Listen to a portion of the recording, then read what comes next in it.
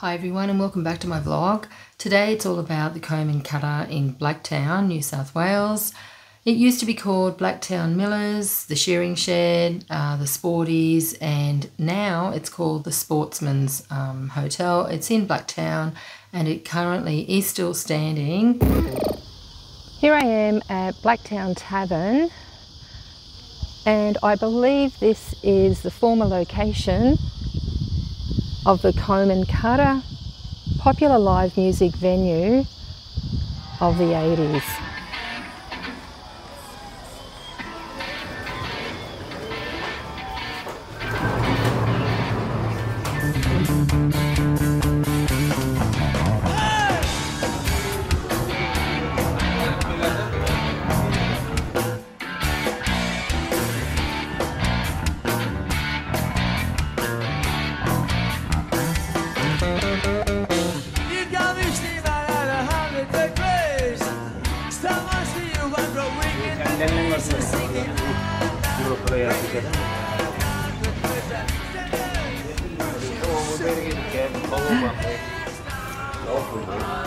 So these lovely folk actually remember the Comb and Cutter and wonderful former live music venue where the likes of Midnight Oil, Cold Chisel, In Excess, all those fantastic bands played.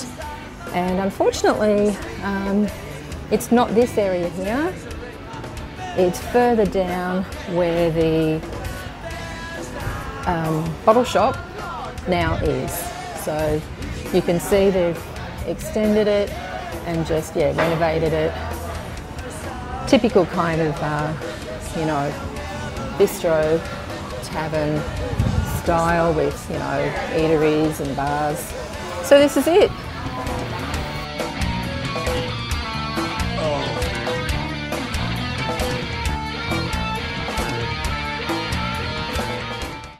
I've been told that the old Comb and Cutter, affectionately known as the Kerb and Gutter, was located here where this bottle shop stands. So I have confirmed that this is the former location.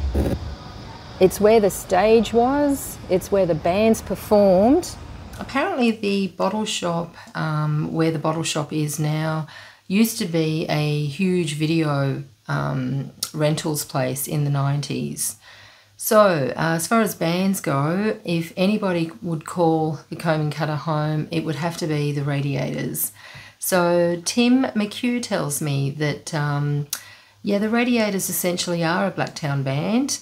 They were originally called Big Swifty and very popular, attracted large crowds in particular in the 80s and the early 90s at Blacktown. Now, Roy Ida, he is a big fan of the Radiators, as am I. I used to see them all the time, late 80s, early 90s. And Roy actually saw them a lot earlier than me. He recalls in 1982 when one particular night, the Rads, as they're known, and the Angels were playing, and he said it was a full house, and at one stage there was a massive fight that broke out in the middle of the dance floor, and it actually spilled out onto the car park, and all he remembers is smoke, blood and sweat. He does have fond memories of the club. It was officially known as the Kerb and Gutter. Jeff Turner, actually from the Radiators, he informs me that the band actually recorded and filmed Up for Grabs, the song Up for Grabs, in the car park and in the hotel inside. Up for grabs, up for grabs, backside against the wall. The band actually used to rehearse there in the early days because they used to know Nick Ferros, the owner, and they even wrote songs while they were there. So Kevin Wheatley, who worked for the band, he recalls a night when XTC, the international band, invited the Radiators to attend the gig.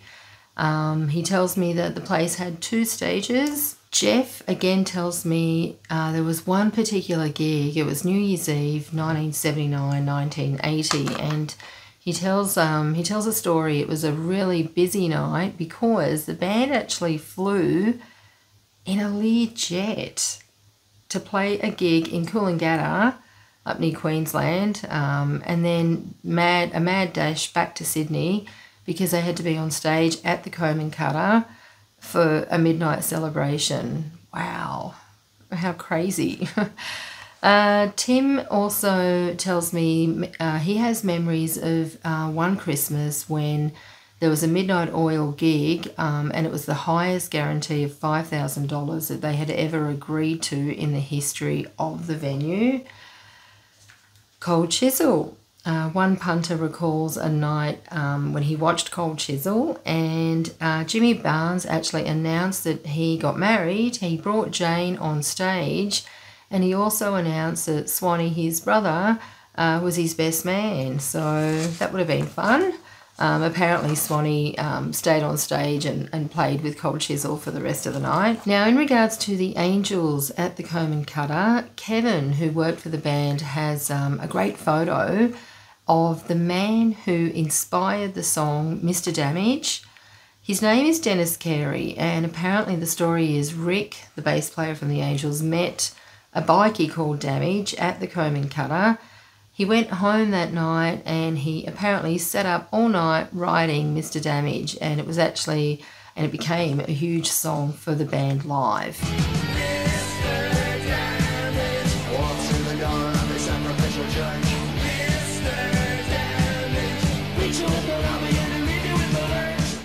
A man called Rob was part of the security team at the Comb and Cutter, and he actually recalls wild times at the place.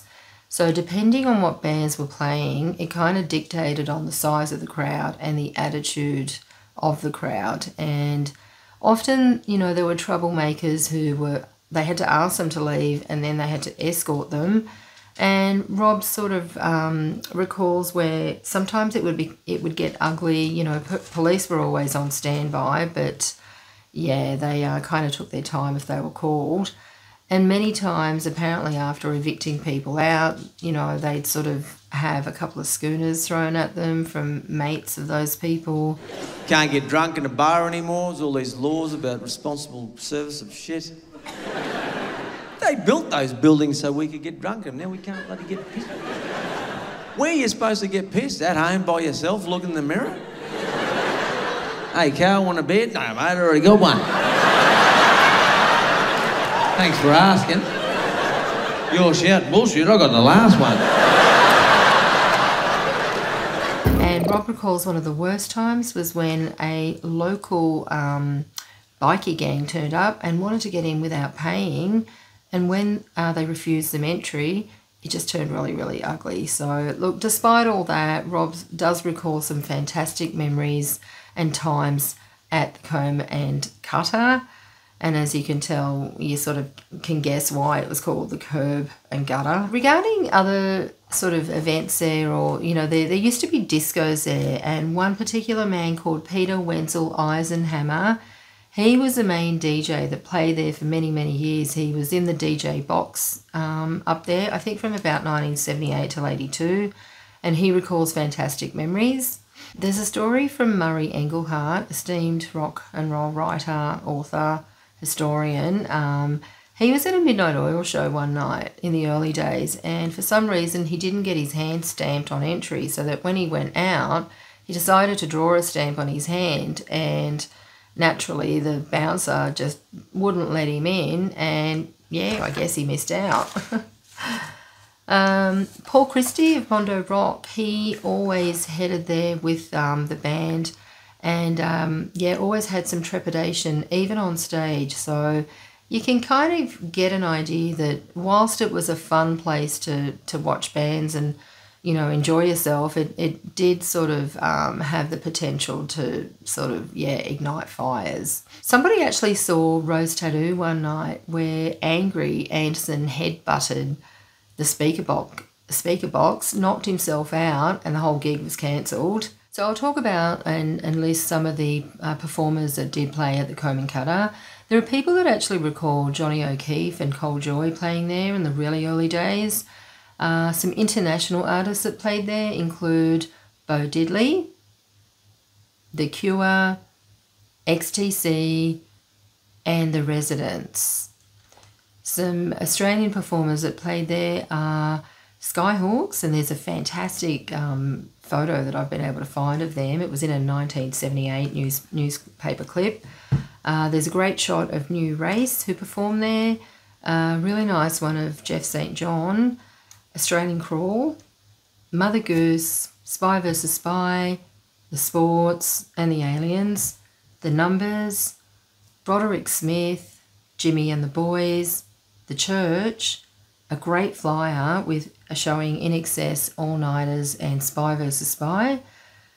Some others include Mondo Rocks, Swanee, Rose Tattoo, Gold Rush, D Minor and the Discords, Ted Mulry Gang, The Angels, Matt Finish, The Hitmen, Riptides, Choir Boys, Dragon, Midnight Oil, The Radiators, Swanee, Johnny Canis. Apparently Ostentatious made his debut of the Australiana comedy thing he had. So he debuted there at the Comb and Cutter. He said, yeah, and Veggie might come too. Veggie might. She said, I'll go if Dingoes. Dingo.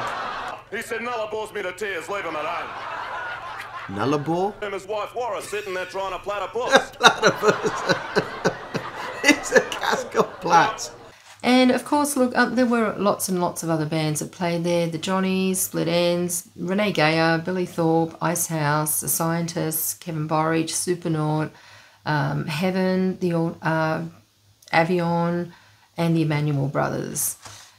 I've also got a great clip of some of the guys from Moving Pictures talking about how they were able to fill the Comb and Cutter to capacity, and that's by Punwan Productions. So there were two different groups. You know, we could put 600 people into the Narrabeen Antler or Manly Vale before we put out a record. Yeah. Because we had a great live reputation. We could fill the Comb and Cutter. We could fill Sylvania. You know. And the funny thing was that in the early days it was lots of guys. You know, the audience was like, lots of, you know. And then after Countdown it becomes the sort of more the sort of female scream audience. And that's, that was a bit, oh, where's this gone, you know? Phil recalls a night at the Comb and Cutter where Ignatius Jones from Jimmy and the Boys had to go to Blacktown Hospital. Phil drove him there because he actually put his arm through a glass door and he was bleeding from a cut artery. So at first they didn't think it was true because they thought he was just covered in fake blood after coming off stage. But yeah, that could have been a very serious injury. I had the great privilege of talking to Harry Della, and that's Harry Della of the Rock Circuit Promotions that has been around for forever. And yeah, I just kind of wanted to ask him about his memories and his views. And I really think I probably should do a vlog just devoted to that part of, you know, the industry. But some exciting sort of interesting views from Harry and some of his memories and his description of that period were that it was a revolutionary kind of time. It was exciting. It was very pioneering. And just a really incredible period, that golden age of rock and roll in Australia. And he can, you know, name probably about 300 live music venues that were around and available. And in Sydney in particular, you could definitely go out 3 to 6 nights during the week and just see a band every night. But not just that, you could actually walk in and it would be packed to capacity. So it was just a different sort of era. Even like on a Monday night, you'd just sort of walk into any sort of pub around Sydney and just, yeah, see people packed to the rafters. So yeah, he also talked about how a band maybe back then you could kind of, just before they broke and became successful, they would have had that real experience where they'd play at least, you know, they would have played at least 150 shows so that they could develop, you know, their sound, develop their expertise, and honestly just be that well-oiled machine. So look, I probably will get Harry back on the phone. Maybe I might do an interview face-to-face, who knows? Maybe I might go down to Melbourne and try to catch him. But that would be a really interesting vlog on sort of maybe the behind the scenes of the music industry. So look, thanks for tuning in, and I hope you've enjoyed this vlog, and I hope you enjoy some of the clips and some of the images that I've been able to find. And yeah, just don't forget to like and subscribe with all my other videos that I've done, and I do aim to do many more, so like and subscribe. Thanks guys.